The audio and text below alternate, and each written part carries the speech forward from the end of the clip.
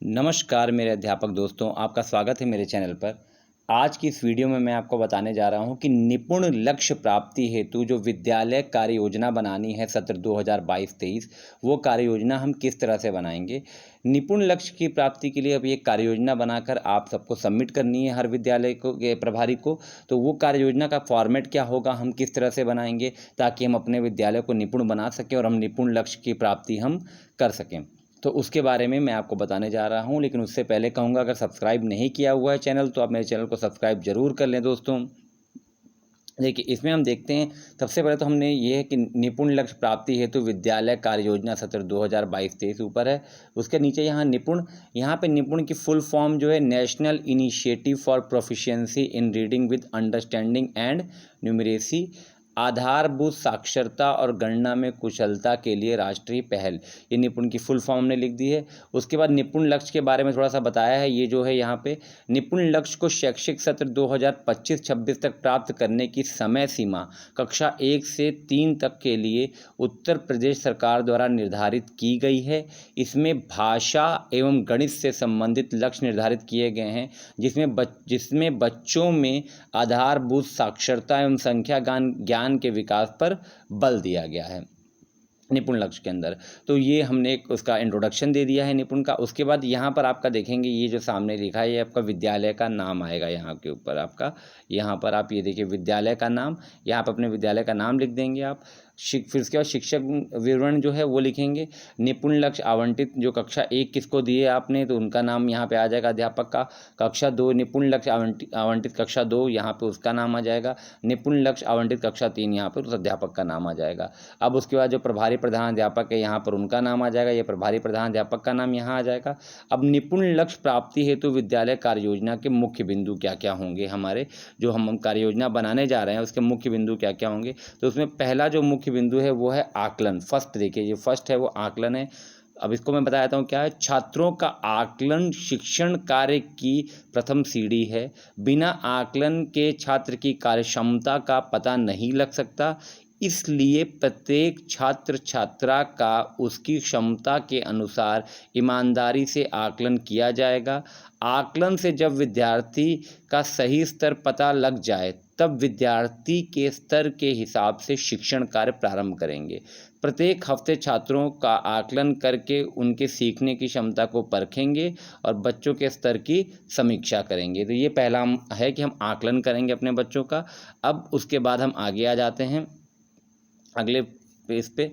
देखिए सेकंड में है ये आपका, आप देखिए इनमें पेज नंबर भी पड़े हुए हैं, आप इसे ध्यान से देख लीजिएगा कि इसमें पेज नंबर भी पड़े हुए हैं। ये आपका सेकंड पेज है। इसमें अगला है, पहला था आकलन, दूसरा शिक्षक प्रेरणा। शिक्षक हमारा प्रेरित हो गया तभी तो बच्चों को निपुण बना पाएगा। तो शिक्षक प्रेरणा, एक दक्षतापूर्ण कक्षा के लिए शिक्षक का मोटिवेटेड होना बहुत ज़रूरी है।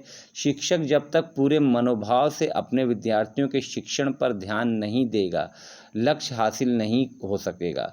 शिक्षक को अपनी शिक्षण योजना पहले ही बना लेनी चाहिए। उसे बच्चों को क्या नया सिखाना है उसे पता होना चाहिए। शिक्षक को बच्चों को गृह कार्य अवश्य देना चाहिए और अगले दिन उसे चेक भी करना चाहिए। अपने लक्ष्य को किस प्रकार हासिल करना है इसकी रूपरेखा उसके पास होनी चाहिए। ये आपका है। तीसरा है आपका अभिभावक प्रेरणा। अभिभावक प्रेरित होंगे तभी बच्चा निपुण लक्ष्य हासिल कर सकता है। तीसरा हमारा अभिभावक प्रेरणा है। बच्चों के स्तर में व्यापक सुधार अभिभावकों की मदद के बिना नहीं किया जा सकता। ग्रामीण क्षेत्र के बच्चों के माता पिता ज़्यादातर पढ़े लिखे नहीं होते, इसलिए समय समय पर उन्हें प्रेरित करना बहुत आवश्यक है। इसके लिए कुछ बिंदु हैं। पहला, शिक्षक अभिभावक मीटिंग के द्वारा अभिभावकों के नियमित संपर्क में रहना चाहिए। दूसरा, बच्चों को घर पर पढ़ाने की आदत विकसित करवाना। तीसरा, शिक्षा के महत्व को समझाना। चौथा, बच्चों को दिए जाने वाले गृह कार्य को करवाना। ये कुछ है जो अभिभावक को प्रेरित करना है, आपको बताना है। उसके बाद अगला है, चौथा जो पॉइंट है वो है छात्र छात्रा प्रेरणा। छात्र छात्रा को प्रेरित होने चाहिए। दक्षता पूर्वक शिक्षण के लिए बच्चों का प्रेरित होना बहुत आवश्यक है। बच्चों को मोटिवेट करने के लिए अपने स्तर से कार्य करने चाहिए। अब उसमें क्या क्या है देखिए, बच्चों को सम्मिलित करना, बच्चों को हर कार्य में हम सम्मिलित करें, बच्चों की रुचि का ख्याल रखना, सीखने के मौके देना। चौथा है छोटी छोटी बातों के लिए प्रशंसा कर मोटिवेट करना। पांचवा है बच्चों से बातचीत करना। छठवां है गतिविधि के साथ पढ़ाना। और सातवां है सांस्कृतिक कार्यक्रम करवाते रहना। ये इससे बच्चे जब सांस्कृतिक कार्यक्रम होंगे तो बच्चे से क्या होंगे, हमारे मोटिवेट होंगे। अब हम चलते हैं आगे अगले पेज पे, ये देखते हैं हम क्या है। अब उसके अगला पॉइंट है पांचवा, पुरस्कार। बच्चों को पुरस्कृत करते रहना एक उद्देश्यपूर्ण शिक्षण के लिए बहुत आवश्यक है। बच्चे जब अपने कार्य के लिए पुरस्कार पाते हैं तब उनके अंदर बेहतर करने की लालसा जागृत होती है। बच्चों को उनके उत्कृष्ट कार्य के लिए समय समय पर पुरस्कार देना बहुत ज़रूरी है। अब ये हमारे कुछ पॉइंट हो गए निपुण बनाने के लिए। अब हम आगे आते हैं इसमें अभिभावक सहभागिता के। अभिभावकों की सहभागिता भी बहुत ज़रूरी है। निपुण भारत योजना के सफल क्रियान्वयन के लिए अभिभावकों की भूमिका अत्यंत महत्वपूर्ण है। बच्चे घर पर ज़्यादा वक्त बिताते हैं, इसलिए बच्चों के सीखने की क्षमता घर पर ज़्यादा विकसित होती है। शिक्षक को परिवार एवं समुदाय के निरंतर संपर्क में रहना चाहिए। अब वो किस प्रकार से रहेगा, विभिन्न प्रकार के कार्यक्रम का संचालन करना चाहिए। पेरेंट टीचर मीटिंग के द्वारा नियमित गतिविधियां समुदाय में की जानी चाहिए। बच्चों की प्रगति के बारे में माता पिता को नियमित जानकारी देना चाहिए। और असाइनमेंट देना, गृहकार्य देना एवं माता पिता से कॉपी पर साइन करवा कर लाने के लिए बोलना, ये कुछ है जिससे अभिभावकों की सहभागिता स्कूल के अंदर बनेगी। ये कुछ पॉइंट्स थे। अब हम आते हैं निपुण लक्ष्य आकलन के ऊपर, जो है कि निपुण लक्ष्य के बारे में थोड़ा सा देख लेते हैं। निपुण भारत मिशन के अंतर्गत प्रत्येक बच्चा आधारभूत साक्षरता एवं संख्या ज्ञान प्राप्त कर सकेगा और उसके निम्न कौशल विकसित होंगे। कौन कौन से कौशल विकसित होंगे? पहला, समझ के साथ पढ़ना। दूसरा, लिखना। तीसरा, जीवन के बुनियादी कौशल। चौथा, बुनियादी गणितीय प्रक्रियाएं। ये सब उसकी विकसित हो जाएंगी। अब ये निपुण लक्ष्य क्या है उसको भी लिखा हुआ है। कक्षा 1 से 3 तक के लिए 22 सप्ताह की एक शिक्षण योजना बनाई गई है। सीखना एक महत्वपूर्ण प्रक्रिया है जिसके कारण बालक के व्यवहार में परिवर्तन आता है। संपूर्ण शिक्षण प्रक्रिया बालक के सीखने अधिगम पर आधारित है। भाषा शिक्षण के अंतर्गत 3 कालांश, देखिए 3 कालांश में डिवाइड है। भाषा शिक्षण के अंतर्गत 3 कालांश।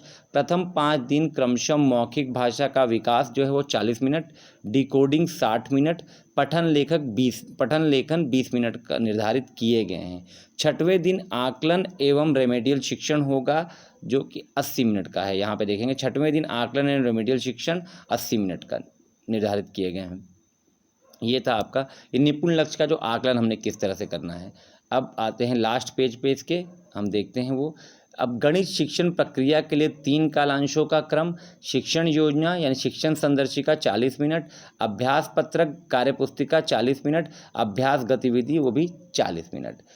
अब गणित शिक्षण के लिए सप्ताह के प्रथम 4 दिन अनुदेशात्मक कार्य, 5वें दिन समेकन एवं आकलन, 6वें दिन रेमेडियल शिक्षण कार्य किया जाएगा गणित के लिए। वार्षिक शिक्षण योजना 22 सप्ताह की होगी। साप्ताहिक कार्य योजना को 3 चरणों में बांटा गया है। प्रथम 4 दिवस कार्यपुस्तिका के पाठों पर नए कौशल एवं दक्षताओं पर कार्य, 5वें दिवस पुनरावृत्ति के प्रश्न और 6वें दिवस आकलन पर कार्य किया जाएगा। भाषा शिक्षण में शाब्दिक आकलन 9वें सप्ताह एवं 18वें सप्ताह में किया जाएगा। देखिए भाषा शिक्षण में जो शाब्दिक आकलन होना है वो 9वें और 18वें सप्ताह में होना है, किया जाएगा। गणित शिक्षण में सप्ताह का शाब्दिक आकलन 11वें सप्ताह एवं 22वें सप्ताह में किया जाएगा। भाषा में 9वें और 18वें में होना है और गणित में 11वें और 22वें सप्ताह में किया जाएगा। अब उसमें उसके बाद ट्रैकर होंगे। ट्रैकर 3 प्रकार के हैं। पहला वार्षिक ट्रैकर, शिक्षक दैनिक रूप से भाषा संदर्शिका को भरेंगे। साप्ताहिक या शाब्दिक आकलन ट्रैकर, शिक्षक साप्ताहिक शाब्दिक रूप से आकलन ट्रैकर को भरेंगे। और अगला है कार्यपुस्तिका ट्रैकर, बच्चे दैनिक रूप से कार्यपुस्तिका ट्रैकर भरेंगे। और आखिर में हम एक संकल्प लेंगे।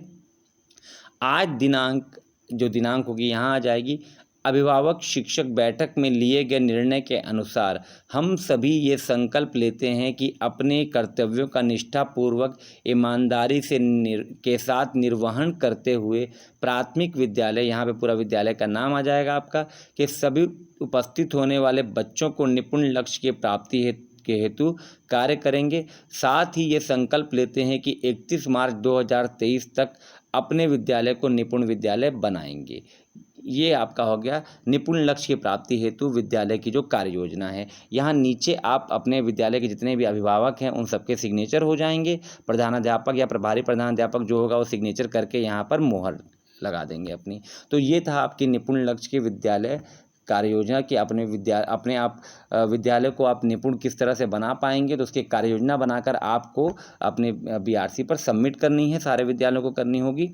तो जहाँ जहाँ भी आदेश आया होगा आपको करनी होगी। और अगर दोस्तों अभी मेरी वीडियो अगर पसंद आई है तो वीडियो को लाइक ज़रूर करिएगा और कमेंट करके ज़रूर बताइएगा कि कहाँ पर क्या कमी है, या आपको अगर निपुण लक्ष्य के बारे में और जानना है, इसके निपुण भारत मिशन की जो ट्रेनिंग है उसके बारे में जानकारी चाहिए, तो आप मुझे कमेंट करके बताइए। तो मैं आपको सारी उसकी वीडियोज़ बना कर पोस्ट करूँगा ताकि आपको आगे आसानी हो उसके बारे में। और अगर आपने अभी भी चैनल को सब्सक्राइब मुझे लग रहा है नहीं किया है तो जाते जाते चैनल को सब्सक्राइब जरूर कर लीजिए, भूलिएगा मत दोस्तों। धन्यवाद।